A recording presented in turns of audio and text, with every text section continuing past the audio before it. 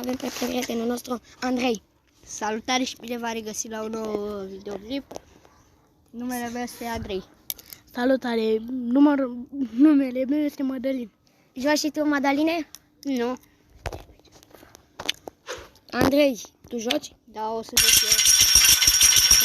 Până ne luăm banii. Bine, sunt aici sus. Bă, mă uite. Gata.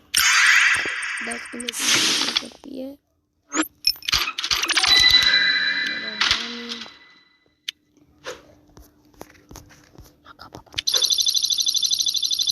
Revenim când începe. Gata, dragi prieteni, am început.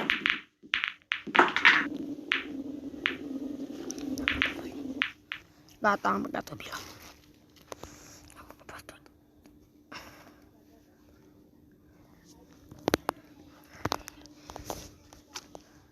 Stai să vedem și noi ce bilă luam.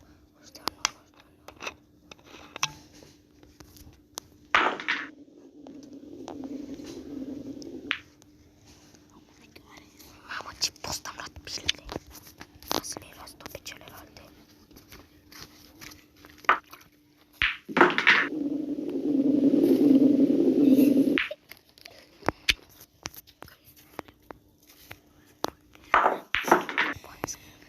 Gata, fraților, am început.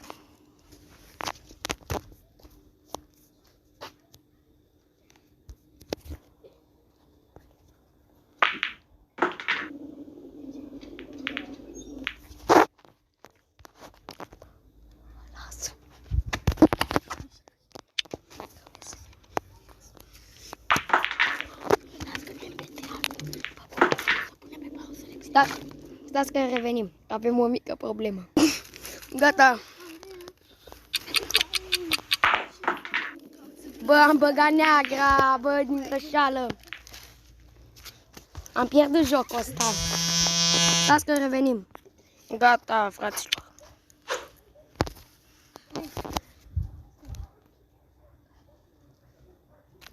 Atât a fost și pentru ziua de astăzi. O seară frumoasă. Zi, pa, Andrei. O seară frumoasă, o seară frumoasă. Eu am fost Bogdan, Andrei, Mădălin. Noi ne-am dus. Pa!